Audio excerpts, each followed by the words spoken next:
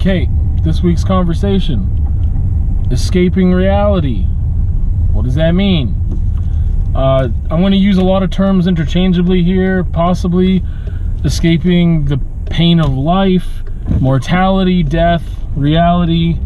That's what I'm going to be talking about with reality right now. A lot of it is going to be mortality and escaping that reality that we all face. And other times reality is just like the situation that is a literal thing that is going to happen or what have you. That'll make more sense in a bit. But so I just kind of wanted to talk about that. It's, I mean, a really basic concept. Everyone does it differently. Escaping the reality of life, meaning death.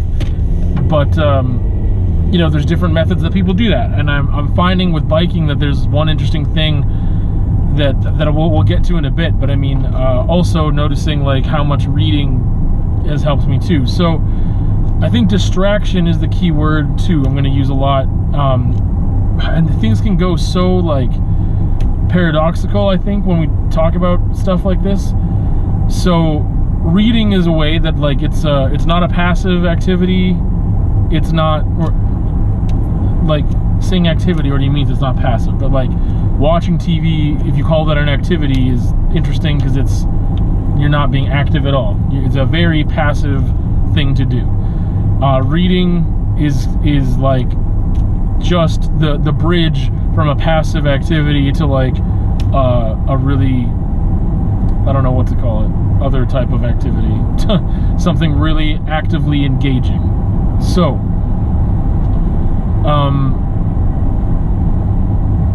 reading helps because it's a form of escapism where I can be outside of my current reality, my worries, my anxiousness, my stress, or whatever. I'm not thinking about the next day or whatever.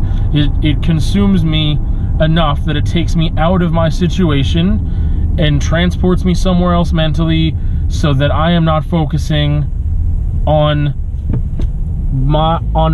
my present. The future and the present are so closely tied for me, and that's one thing with anxiety for me, that's a big problem, because they talk about you should be focused on the present, like practice mindfulness activities, be here right now. And a reminder I had the other day from a friend that your future concerns and worries are just exaggerated. So don't worry about that. Be in the present. That's what's important, and that's what'll take you away from feeling this amount of anxiety and stress and stuff. Which, that's not a lie, that's true, but like, it's not, it just becomes this, like I said, this weird paradoxical thing too. So, being so focused on reading, like that is the present at that moment, right? Like, my present thing that's happening is me reading this book, but I'm not focused on my present or near future of like, what am I gonna do for work? Am I gonna have to move? Like, how am I gonna pay bills? Like, am I gonna get a job tomorrow? Like, am I gonna, like, those are those types of present concerns, and the future and the present are so tied closely together for me, especially because I've recognized from an earlier age that like, if I don't work in the present time right now, it obviously affects my future. Some people still don't understand that, no matter how old they are, that like, yo, like, you need to be focused on the future because your present determines your future. So I've just recognized that for such a long time, and it's so ingrained in me that anyway, so sometimes it's hard for me to differentiate the present from the future, because the future's so near, and I know that the present matters and dictates the future. Anyway, okay, so reading a book is being so focused on that present moment, but the present moment isn't focused on me. The present moment is focused on whatever I'm reading about, and that. Sometimes books or other sources of media, like movies and shows and what have you, can be challenging, can make us look inward, and make us, and maybe they ask questions that make us focus on our mortality. That happens too, right? It's not all about distracting you from that pain of life. So sometimes they challenge you and force you to really think about those things and contemplate your mortality and your self-worth and your value, or challenge your values in other ways, for sure. And sometimes they're just entertaining and they are focusing you in a different area, or there's pure distractions that don't really have a lot of conceptual value, but they have value in the fact that they distract you from these other things, and sometimes you need that. So I've just found that, like, man, I really missed reading. Like, I've had this strong value placed on reading because of the conceptual quality, because they do challenge you to think about things. All of that stuff has never left me, and I've valued books more than I've read books in the past 10 years. But as I'm beginning to read more novels and stuff again right now, I'm also just thinking, like, man, when I used to read as a teen and stuff, I was using that as this form of escapism, I think, a lot, because I needed that. And I mean, I need it now too. I just do it in different ways as well. But I really needed that, and I was getting that from it. So that's a reality of that situation. That's how I was using it. So that's one way of escaping reality. And again, you could do that through a lot of different activities, alone or with someone else or what have you. Some of them have more than one purpose, and some of them just have one single purpose and whatever. So that's one thing. Another thing, like I said, is creating art is kind of this segue into these areas I want to talk about, where you could be focused on that thing, on that activity of creating, so focused on that it takes you away from your present concerns as well, from my present concerns. I'm so focused on that activity. That's what I'm thinking about. It's just what's right in front of me, and that's it. And that's very focused on the present, and that's a good thing for me, to not feel stress or anxiety. I really want to quickly just skip past that segue and go to this other area that I found really interesting, because I've only been, like, mountain biking since, like, this summer. So it hasn't even been a year yet. So it was like June-ish, I think, that I got the bike, maybe late May or something. So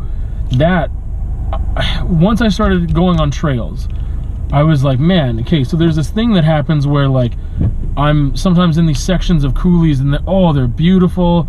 I see animals, like this wildlife and nature around me, and trees and plants and all this beauty, so much life, that it distracts me from death. I feel so good. I'm out in the sun, I'm active, and all these chemicals are flowing and stuff too that helps with my anxiety, but I'm just, like, so aware of life and the beauty of life and the natural beauty that I just forget about everything else, and I'm so consumed in that.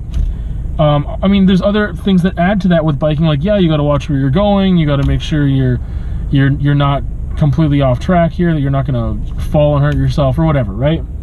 And then going to the extreme of that, there's still beauty in these areas, but sometimes, like, because sometimes the area is like a really little chill, like it's a valley, like I'm not worried about getting wrecked, like it's just really chill and beautiful, and I can just ride through it without much, like, attention to the trail itself, but really just look at everything around me. And then there's parts of these trails that are on the edge of cliffs, and it's like, hey, a wind gust could take you out and it could swing you the wrong way, and you're down this cliff, and then you're going to get incredibly injured, if not worse than that.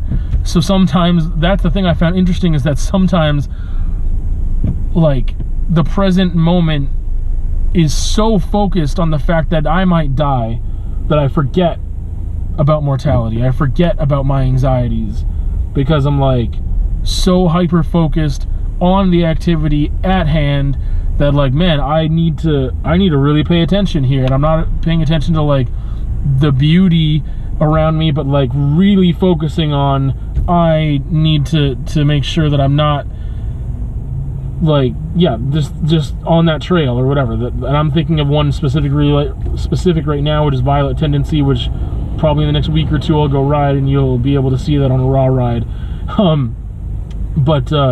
Yeah, that's the thing that happens too, is that I'm so focused on, like, on that that everything else goes away. I'm hyper focusing on that thing of like, I'm being so aware of not dying, trying not to die while I do that activity, that it's not after the fact that like, oh, I completed it. Like, I imagine like people who are doing extreme sports or like bungee jumping or things like that, that afterwards maybe there's this like, hey, I didn't die. I don't know if people get that or not, or like this exhilarating thing of being so close that maybe that's a thing that happens either consciously or subconsciously. I don't know, but I found that this really interesting thing too about how both of those things play in during the same activity. I can have both of those moments depending on the trail. On one single ride, I can be so distracted, or not distracted, I'm so consumed by just beauty of nature and life that I am just thinking of that and not focusing on anything outside of that. I don't think of my death. I don't think of that inevitability, which is a huge source of my anxiety. I just think, yeah. And then again, like I said, the opposite of that, I'm so focused on my death that I'm not thinking about it at all, which doesn't make any sense. But I mean, there's again, everyone has these different things too, but it's just interesting that play that happens there, I think. You know, there's a lot of other reasons why biking is great for my anxiety. Like I said, exercise, sun, you get chemicals flowing and stuff like that, and it's great. But it's more about these other things I'm talking about. Another kind of not paradoxical but interesting scenario that I found, and I've written about this too in the same vein, is the act of sex. So at times, obviously depending on your relationship and the person and whatever else, this could be an intimate act. Other times it's not. Depends on, like I said, the scenario and whatever. But I mean, there's times where I felt like, again, this is supposed to be whatever your beliefs are, whatever. You can talk about pleasure, you can talk about procreating, but this act that can produce life, that it can produce life, that you are so consumed with, or can be in that moment, that everything else melts away, right? It's this thing that like can just happen where everything else is gone. Even if, like I'm saying, like it's not your intent maybe to be producing life, but it's this biological process that is a possibility of happening. I'm just saying that that's a thing. And again, these are on subconscious levels possibly, that maybe some things are happening. But there's also this thing of like, the reason why it'd be called a little death, and being like, some people are like, oh wow, your brain just like shuts off, like at orgasm, like your brain just completely shuts down, and it's like you're not conscious for a second or a millisecond or whatever that is.